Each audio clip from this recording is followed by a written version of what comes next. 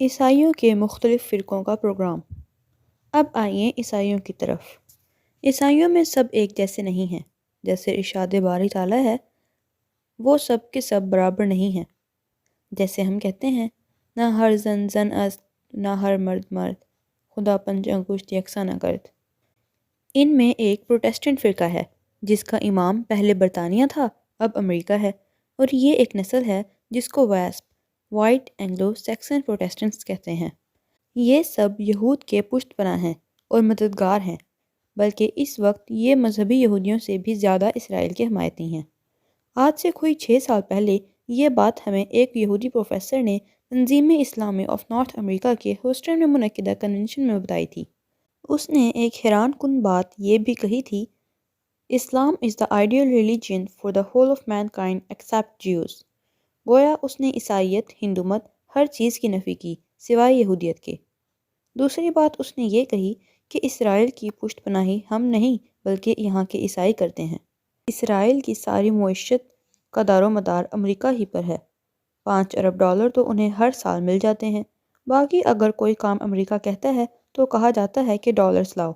موجودہ بش کے باپ سے انہوں نے فلسطین میں یہودیوں کی آباد کاری کے لیے $10 ارب مانگے تھے۔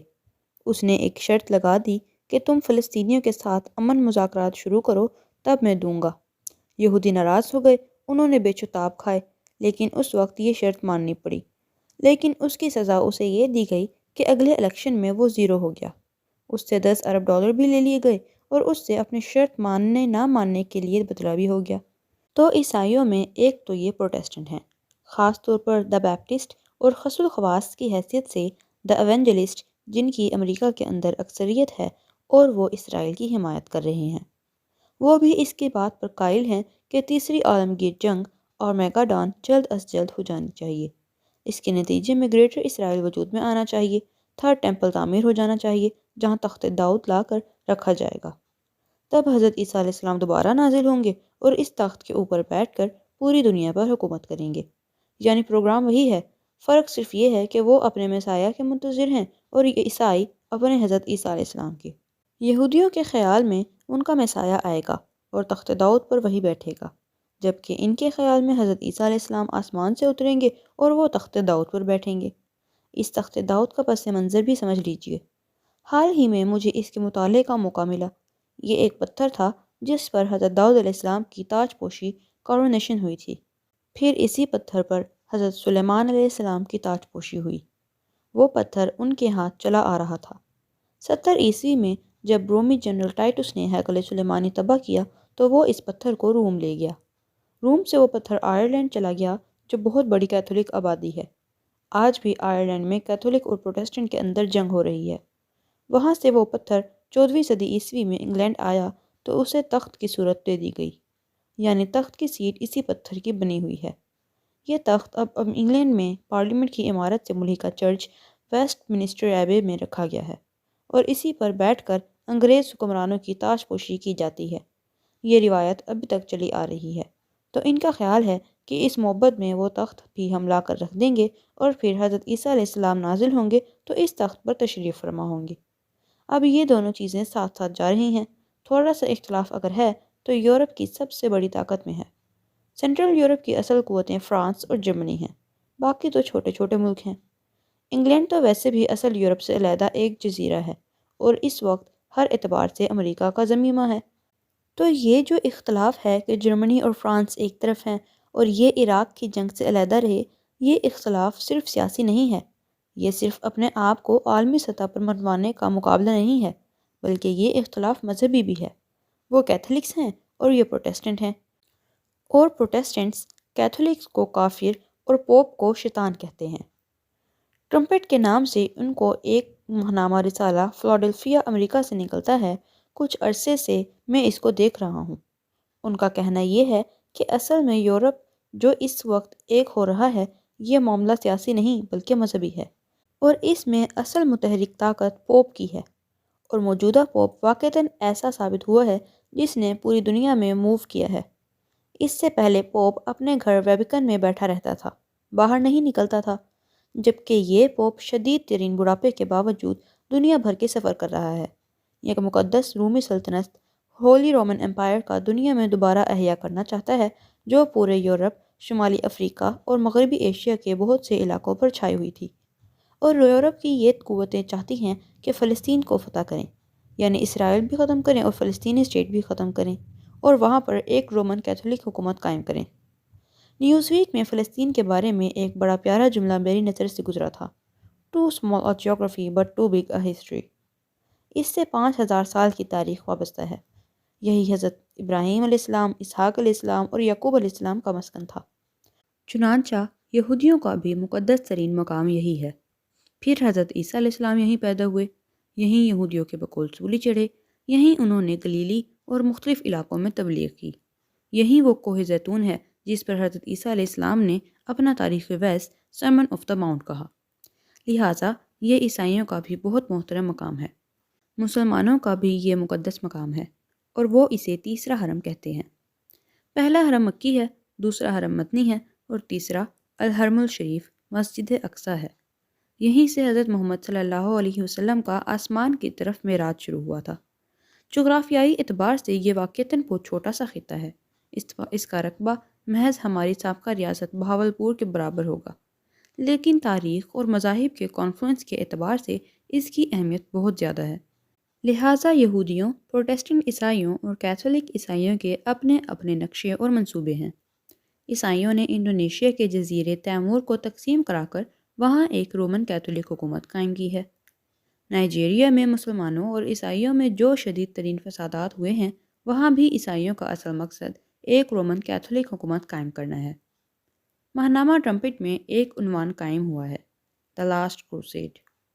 پروٹسٹنٹس کا الزام یہ ہے کہ آخری کروسیڈ اب ہونے والا ہے۔ اب ساری یورپی قوتیں جمع ہو کر حملہ کریں گی اور فلسطین میں عیسائی حکومت قائم ہو جائے گی۔ آپ نوٹ کیجئے، پہلی صلیبی جنگیں دوسرے ملینیم کے آغاز میں شروع ہوئی تھیں۔ حضرت عیسیٰ علیہ السلام کے 1000 سال بعد پہلا ملینیم ختم ہو گیا اور دوسرا ملینیم 1001 سے شروع ہو گیا۔ دوسرا ملینیم کے شروع میں صلیبی جنگوں کا آغاز ہوا اور 1099 میں انہوں نے بیت المقدس کو فتح کر لیا۔ اب 2001 سے تیسرا ملینیم شروع ہو چکا ہے، اور یہ آخری کروسیڈ کا وقت ہوگا کہ یورپ کی رومن کیتھولک حکومتیں فلسطین پر حملہ آور ہوں گی اور یہاں ایک رومن کیتھولک حکومت قائم کرنا چاہیں گی۔ تمام عیسائیوں کا مشترک ایجنڈا۔ اس ضمن میں ایک بات مزید نوٹ کر لیں کہ رومن کیتھولک اور پروٹسٹنٹس کا آپس میں خواہ کتنا ہی مذہبی اختلاف ہو، اور فرانس اور جرمنی کا سیاسی اور عسکری اعتبار سے امریکہ سے کتنا ہی اختلاف ہو، ایک چیز پر وہ متفق ہیں۔ ایک تو یہ کہ انہوں نے پورے فلسطین کو مسلمانوں سے آزاد کرانا ہے، اور دوسرا یہ کہ ان کے نزدیک مسلمانوں کے دماغ میں جو یہ خناس پیدا ہو گیا ہے کہ ہمارا ایک نظام ہے جس کو ہم قائم کریں گے، اس خناس کو واش آؤٹ کرنا ہے۔ اس پس منظر میں اب آپ ایک بات سوچئے، بہت اہم بات ہے۔ امریکی مفکرین کہتے ہیں: "We are not against Islam. We are not going to war against Islam. We want a war within Islam." اس کا کیا مطلب ہے؟ در حقیقت اسلام دو ہیں۔ اسلام کا ایک مذہبی تصور ہے کہ مسلمان ایک خدا کو مانتے ہیں، اس کی نماز پڑھتے ہیں، اس کے حکم پر روزہ رکھتے ہیں، اور اس کے حکم کے مطابق حج و عمرہ کرتے ہیں جن کو اللہ نے توفیق دی، اور وہ زکوٰۃ بھی دیتے ہیں۔ ان کے کچھ عقائد ہیں، کچھ تقاریب ہیں، عیدیں ہیں یعنی عید الاضحیٰ اور عید الفطر۔ پھر ان کے کچھ رسوم و رواج ہیں، بچہ پیدا ہوتا ہے تو عقیقہ کرتے ہیں، شادی کرنی ہو تو نکاح کرتے ہیں، اور کسی کے مر جانے پر اسے جلاتے نہیں ہیں بلکہ دفن کرتے ہیں۔ اس کے علاوہ شراب نہیں پیتے، سور نہیں کھاتے۔ یہ مذہب ہے، جبکہ ایک اسلام ہے بطور دین۔ اس کا ایک سیاسی نظام ہے، ایک معاشی نظام ہے، ایک سماجی نظام ہے۔ تو وہ کہتے ہیں ہماری ساری جنگ اسلام بطور دین کے خلاف ہے، اسلام بطور مذہب کے خلاف نہیں ہے۔ ان کا یہ کہنا کسی حد تک درست ہے کہ ہم مذہب اسلام کے خلاف نہیں ہیں، اور اس کی وہ گواہیاں دیتے ہیں کہ دیکھو تم یہاں آتے ہو اور کالوں اور گوروں کے مسلمان کر لیتے ہو، ہم نے کبھی اعتراض نہیں کیا۔ تم یہاں آ کر ہمارے چرچ اور سینگاگ خرید لیتے ہو اور مسجد بنا لیتے ہو، ہم نے کبھی اعتراض نہیں کیا۔ تم نمازیں پڑھتے ہو، ہم نے اعتراض نہیں کیا۔ یہ ضرور ہے کہ آپ کام کے اوقات میں نماز نہیں پڑھ سکتے، البتہ ان میں کچھ لوگ اتنے کنسیڈریٹ ہوتے ہیں کہ کام کے اوقات میں بھی وہ وقت دے دیتے ہیں کہ ظہر یا عصر کی نماز پڑھ لو، ورنہ عام مسلمان وہاں مجبور ہے۔ چنانچہ 1 گھنٹے کا جو دوپہر کے کھانے کا وقفہ ہوتا ہے، اسی میں وہ ظہر اور عصر پڑھ لیتے ہیں۔ پھر گھر جا کر مغرب اور عشاء ادا کر لیتے ہیں۔ لیکن بہرحال ان کا موقف یہ ہے کہ تمہاری نماز پر تو ہمیں کوئی اعتراض نہیں ہے، روزے رکھتے ہو تو ہمیں کوئی اعتراض نہیں ہے، اسلام بطور مذہب سے تو ہماری جنگ ہی نہیں ہے، بلکہ ہم رمضان میں وائٹ ہاؤس میں بھی افطاری بھی دیتے ہیں اور بہت سے لوگوں کو بلا لیں گے کہ آؤ روزہ افطار کرو، بلکہ عید کے موقع پر تو کوئی یادگاری ٹکٹ بھی جاری کر دیں گے۔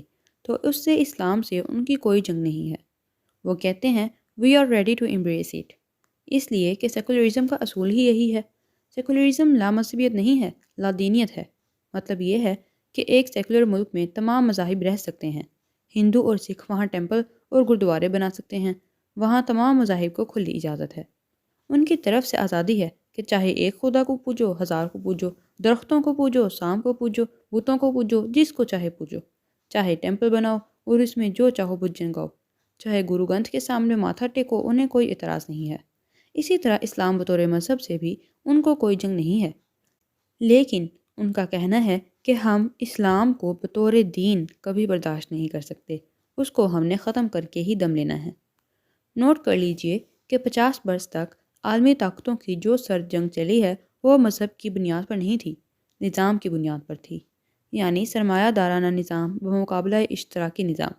اشتراکی نظام میں انفرادی ملکیت کے بجائے قومی ملکیت کا تصور تھا، لہٰذا اس میں سود کا خاتمہ بھی تھا۔ تو آج اصل میں مغرب کی جنگ دین اسلام کے خلاف ہے جو طے کی جا چکی ہے، اسی لیے وہ کہتے ہیں وار ود ان اسلام، یعنی وہ مذہبی تصور والے عناصر کو اسلام کو بطور دین ماننے والوں اور نظام کی بات کرنے والوں کے ساتھ ٹکرا دینا چاہتے ہیں۔